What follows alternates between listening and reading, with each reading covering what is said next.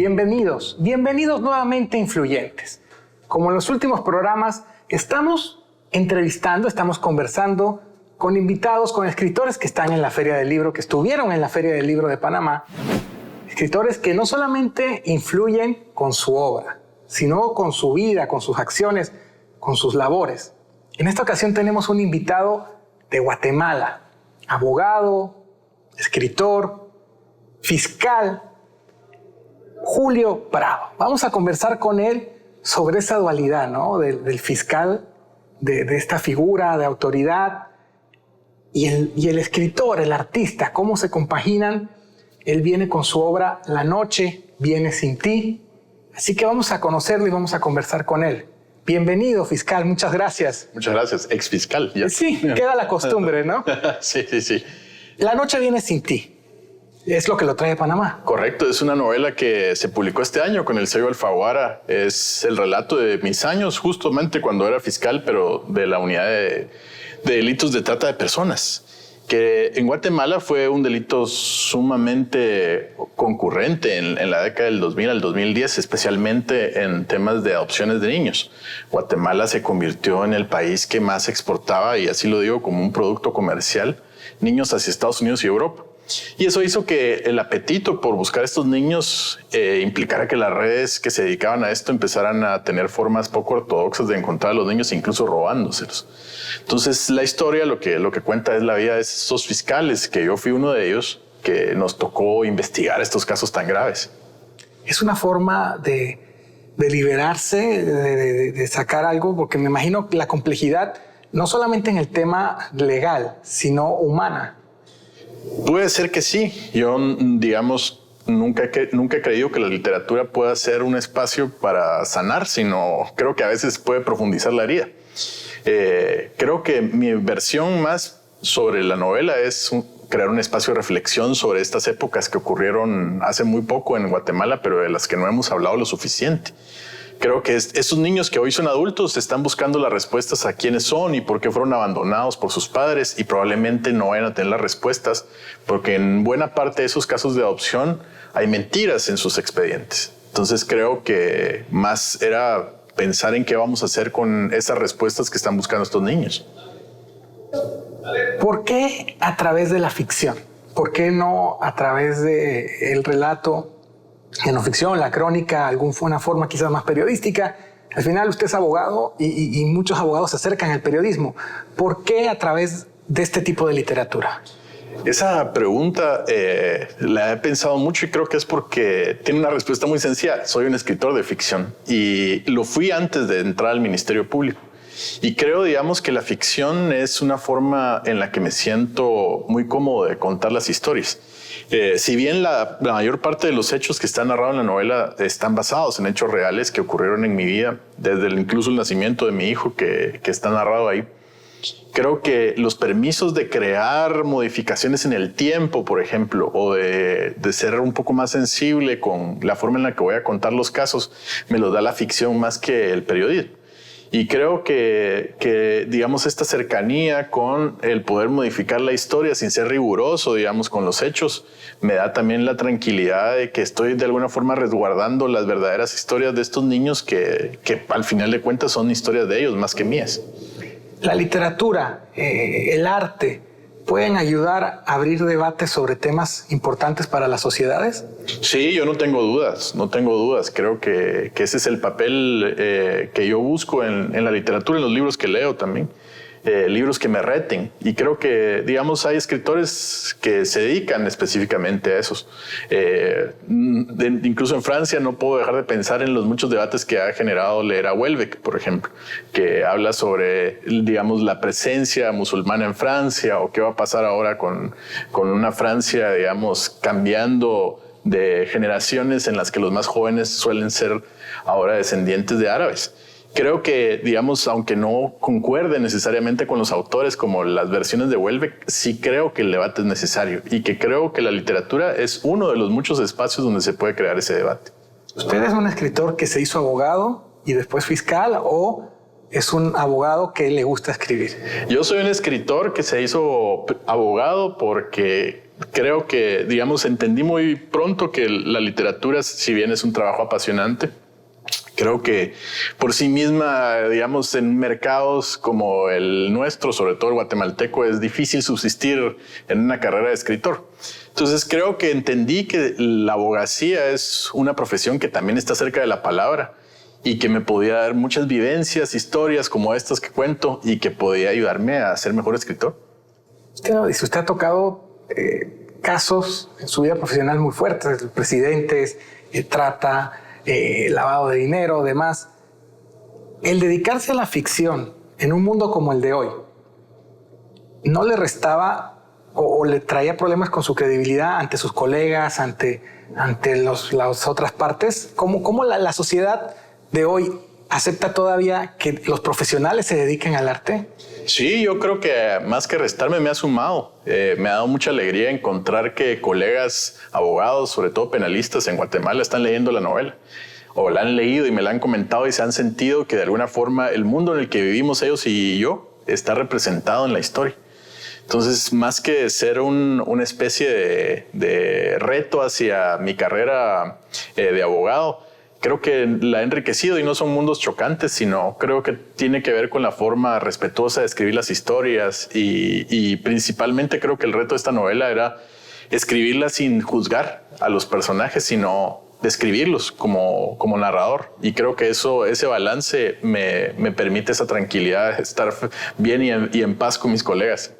Usted lo decía, en Guatemala quizás llevar una vida de literato es complicado. Y no solamente en Guatemala, en Panamá y posiblemente en toda Centroamérica. A veces la gente piensa que cuando uno tiene esta vocación, que si no te dedicas exclusivamente a esto es un fracaso. Pero no es cierto, ¿no? Es la realidad de nuestros países. Se puede compaginar la vida profesional con la vida literaria. Sí, yo no conozco escritores que vivan de escribir, por ejemplo, en Guatemala. Tienen todos un trabajo, ya sean catedráticos universitarios o gente que, digamos, tiene familias que tienen negocios y se dedican a esto. Yo creo que no, digamos, esta figura del escritor que solo se dedica a escribir está muy bien, aspiramos a eso, pero no necesariamente es la historia de la mayor parte de escritores en el mundo, no diría solo en Centroamérica. Creo que, digamos, lo que no hay que abandonar nunca es la palabra. Y me parece que los escritores, cuando se dedican a otras cosas, también probablemente están dedicándose a escribir. Los que son periodistas, que hay muchos ahora también, los que son catedráticos, están cerca de la palabra. Y me parece que esta figura idealizada todavía del escritor que se dedica solo a escribir, aunque existe, es la menor parte de los que nos dedicamos a escribir, pero no por eso significa que las carreras de los muchos escritores que tienen trabajos al lado sea distinta o menor, sino al contrario, creo que lo que ha pasado es que la literatura se ha enriquecido con esas historias de las profesiones de los escritores. La palabra, usted lo dice, lo importante es estar en contacto con la palabra. ¿Cómo cambia un profesional el estar cerca de la palabra? ¿Cómo lo mejora, me imagino, no? Podríamos decir que sí. Creo que, digamos, sobre todo en la carrera en la que yo estoy, que es Derecho, ahí la palabra es muy importante. Todos los juicios penales son orales y a lo mejor lo que hay que tener es la creatividad de contar la historia bien, precisa, amarrada a las pruebas, pero que tenga una hilación. Entonces, digamos, esa hilación también tiene que ver con crear. Cuando uno está, digamos, defendiendo a una persona en un debate, tiene las pruebas ahí que por sí mismas son una unidad sola y que no depende de las otras para su existencia, pero juntas ya son una historia. Digamos, por ejemplo, la hora en la que ocurrieron los hechos o, digamos, el lugar, si habían cámaras y tal. Entonces, la palabra lo que va a darle a la persona es la posibilidad de expresar mejor la defensa del cliente. Y creo, digamos, que en el caso de la novela, lo que me dio es el chance de contar la historia de los niños de una forma, creo yo, más cercana a transmitir el sentimiento hacia el lector y menos, digamos, todo el proceso judicial. Si lo hubiera narrado para abogados, digamos, me hubiera centrado en, por ejemplo, las pruebas que se recabaron, documentos y tal. Pero la historia, lo que yo quería referirme era más hacia lo emocional. ¿Qué significa, digamos, no saber cuál es tu identidad? ¿Qué significa ser arrebatado de tus padres y luego entregado a redes que te van a vender como un producto? Que creo que ese sigue siendo uno de los crímenes más fuertes para una persona. el que le hayan robado el nombre y la familia. Y contar esto de una forma emocional era para mí muy importante, hacer empatía con las víctimas. En Guatemala, ¿la gente comprende eso que usted dice? Creo que la novela ha tenido una buena recepción en Guatemala. Me ha dado no solo gusto los comentarios de los lectores, sino también tuvo un interés muy peculiar en la prensa el volver a estos casos. Creo que la reflexión cuando he tenido esas expresiones de los lectores y de los periodistas es interesarse más por entender qué pasó en esa década en la que se robaban niños para venderlos en adopción. Y a la vez también creo que lo que me importó muchísimo también es que los hoy adultos que están buscando a sus padres, que están ahora agrupados en varias organizaciones, hay una en Bélgica, hay otra en Estados Unidos, recibieron la novela también muy bien. Y eso a mí creo que me da una tranquilidad y satisfacción, porque ellos son finalmente el centro de la historia. Y no porque sea menos importante, pero también los fiscales de los que hablo en esa novela, que aún están en el Ministerio Público, también se sienten, creo yo, muy bien representados en la historia. Eso me da satisfacción a mí, porque lo que menos quería hacer con la historia era ser irrespetuoso con el trabajo de los fiscales o con las historias de las víctimas. Y creo que al final tuvimos un encuentro feliz entre ellos y la novela.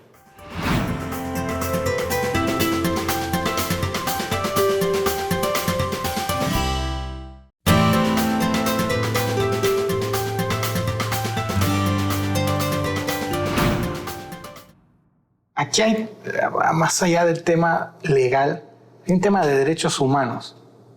¿Cómo es adentrarse en este tipo de temas que son tan sensibles? Como abogado, vamos primero como abogado y después como escritor. Por ejemplo, abordar estos temas donde los derechos humanos se vilipendean de esa forma. ¿Está uno listo? ¿Se necesita más formación? ¿Cómo es? Yo creo que lo primero es una confrontación con los privilegios que uno tuvo. Yo crecí en una familia no acomodada, pero tampoco le hacían falta recursos. Y estudié en una universidad privada, por ejemplo. Y digamos, eso me ponía en una posición de privilegio frente a las víctimas de estos delitos que venían de una pobreza extrema. Gente que no tenía para comer y que digamos, no tenía otra opción que entregar a su hijo. Creo que la primera reflexión fue sobre mis propios privilegios. Y luego, digamos, por supuesto que se necesita mucha formación y a lo mejor más que la formación también me interesaba porque la formación había mucha inversión del Ministerio Público y también de los países cooperantes en que los fiscales estuviéramos entrenados adecuadamente para enfrentar estos casos. Creo que lo que sí hace falta hoy todavía es un acompañamiento psicológico. Estos casos son, creo yo, muy demandantes emocionalmente para el fiscal. Es muy difícil que uno no se vaya a sentir comprometido con una historia de un niño que está robado cuando acaba de ser padre, por ejemplo. O que no se vaya a sentir, digamos, afectado porque está investigando violaciones de niños o pornografía infantil. Entonces creo que lo que se requiere es que esos fiscales que también son víctimas, porque tienen que hacerse cargo de estos hechos, tengan el acompañamiento psicológico para poder administrar esa frustración de enterarse de esos casos. Eso sí hace falta aún todavía. Y como autor, usted lo decía, usted conoce la historia, estuvo empapado, fue parte de ella, trató de ser respetuoso, pero llegó en algún momento en que tuviese algún conflicto o le preocupara el abordaje. ¿Cómo se prepara para hacerlo ficción? ¿Qué herramientas se necesitan más allá de lo que ya tenía? Creo que lo primero y eso inevitablemente es por mi formación de abogado, que pensé fue que, digamos, qué casos iba a contar. Y decidí contar los que tuvieran sentencia. Digamos que ya está probado el hecho delictivo y que la gente que lo cometió está purgando penas. Luego, digamos, también pensé en que si iba a contar la historia no solo de las víctimas, sino también de la gente que fue sentenciada, que tenía que ser sumamente respetuoso con esa historia sin juzgarlos, poniéndolos como una especie de monstruo o villano temible. Porque al final de cuentas, digamos, y eso lo supe siempre cuando era fiscal, estábamos juzgando una parte muy pequeña de sus vidas, no necesariamente la totalidad de ellos. Y creo que, digamos, poner la historia de tal forma que ellos se vieran como ese villano tan sencillo entre blanco y negro, digamos. Creo que los dejaba en una posición de bastante indefensión, y no era esa mi intención, sino contar qué es lo que es capaz la humanidad en términos de oscuridad, pero también qué es lo que es capaz la humanidad en términos de luz, las muchas veces que se lograron rescatar esos niños, por ejemplo. Creo que por ahí me interesaba principalmente ser sensible con que al final estoy contando historias de gente que existe. Por eso principalmente también cambiamos muchos nombres en lo que ocurrió. Muchos protagonistas, aunque es muy claro quiénes son en la vida real, tienen otro nombre porque también es respetar la versión, que lo que está escrito ahí no son ellos, sino mi versión de quienes pudieron haber sido. Y esa diferencia creo que es una de las primeras cosas que pensé, y luego pues creo que aunque cuento muchas cosas personales y familiares, que creo que eso también era una preocupación porque hay rupturas ahí de relaciones que existieron y que también tenía que ser respetuoso en la forma que los iba a contar y guardar de alguna forma también algún pudor, ¿verdad?, sobre eso. Usted lo dice, no retratar a los condenados como monstruos, no todo es blanco, no todo es negro. Vamos a abrir un poquito el compás. En el mundo de hoy, en las artes, por ejemplo, particularmente en el cine, en las producciones televisivas, vemos que cada vez las historias abordan a los villanos y argumentan o justifican su maldad. Algo que antes no pasaba. Antes el bueno era bueno y el malo era malo. Viéndolo desde la perspectiva de una persona de leyes, de un ex fiscal, que la ficción hoy en día sea así y que se justifique tanto al villano, ¿qué para usted qué representa? Ya que fue fiscal y se dedicaba a evidenciar o a detener gente que cometía delitos. Yo creo que, digamos, cuando uno es fiscal puede tener el error, cometer el error de pensar que el mundo es blanco y negro y que, digamos, la persona que es culpable y resulta culpable es malvada en todos sus ámbitos. Y no es cierto. Yo creo que, digamos, el reto de la literatura es narrar la humanidad, y la humanidad es compleja, no es sencilla, no es o solo buena o solo mala. Creo que no es nuevo, digamos, que en la literatura se introduzca al personaje que de alguna forma comete algún abuso, no con justificaciones, pero sí su contexto. Creo que los narradores no estamos para juzgar, digamos, a las personas, y el resultado de una novela no puede ser un juicio moral, por ejemplo, para mí, sino tendría que ser un proceso de reflexión, que es lo que me importa, y luego un juicio estético. La historia tiene algo de belleza o no. Creo que en el caso de la literatura que yo busco y que me interesa, digamos, los autores tienden a ser así. Tienden a ser, creo yo, un retrato de lo complejo que es la vida de todos. Creo que, por ejemplo, entre los procesados, habré conocido gente que vendía niños, pero que eran estupendos padres. O cuando teníamos escuchas telefónicas de asesinos, podíamos oír cómo habían arreglado el asesinato de alguien, pero luego eran sumamente amorosos en la siguiente llamada con sus parejas o con sus hijos. Entonces, digamos, creo que eso a mí me hizo ver que la realidad no es sencilla, no es blanco-negro, sino es sumamente compleja. Y en esa complejidad creo yo encontrar los hilos que aún así amarran las historias para entender que aun cuando se cometieron delitos graves hay posibilidad de redención. Eso me sirve muchísimo y creo que eso es muy valioso cuando uno es fiscal, pensar que hay posibilidad de redención, porque si todo estuviera perdido, creo que entonces todo se vale, y no todo se vale investigando. Creo que el fiscal tiene que asumir también que no solo está para velar por los derechos humanos de la víctima, sino también de la persona que está procesando. Y eso, cuando uno lo reduce a blanco o negro, se le olvida. Y creo que también lo que se olvida, que es algo muy importante para mí también como abogado, es que la justicia lo primero que tiene que ser es compasiva, no vengativa. Y esa compasión, digamos, tiene que entenderse como un papel primordial del Estado, porque la justicia la imparte el Estado. Me llama mucho la atención que usted decía, no se trata de que los condenados en estos momentos es un pedazo de su vida. O sea, no lo refleja por completo, refleja una etapa de su vida, un momento. ¿Usted piensa que después de que purgan su condena pueden salir beneficiosos para la sociedad, por decirlo de alguna manera? Esa es una excelente pregunta y yo creo lamentablemente que depende mucho de la situación del sistema penitenciario donde purgan la pena. Y en el caso de Guatemala eso no es así. Solo en el 2016 creo que fueron 26 personas las que murieron adentro de las cárceles. 26 personas a las que el Estado estaba 24 horas ocupado de su seguridad, porque estaban a su cargo. Y digamos, las cárceles en Guatemala son deplorables, están hacinadas, tienen unas condiciones infrahumanas en las que los propios presos invierten en la infraestructura carcelaria. Es decir, digamos, por ejemplo, el tema de las extorsiones, que es un tema recurrente en Guatemala, está asociado a las pandillas. Y las pandillas lo que tienen es un montón de sus miembros en prisión. Y la extorsión de afuera sirve para mantenerlos ahí adentro con comida y construyendo habitaciones y tal. Eso creo yo que es una realidad que no podemos seguir haciendo a un lado. Es, creo yo, para los fiscales un asunto complicado el darse cuenta que los procesos penales finalmente, si terminan en sentencia, es enviar a las personas a esta especie de infierno que terminan siendo las cárceles guatemaltecas. Y creo yo que ahí, digamos, una búsqueda de reflexión de la novela también es eso, pensar qué vamos a hacer con estas personas que son culpables para que vuelvan a entrar en la sociedad. ¿Qué va a venir después? ¿A qué me refiero? ¿Va a seguir escribiendo sobre los casos que vivió?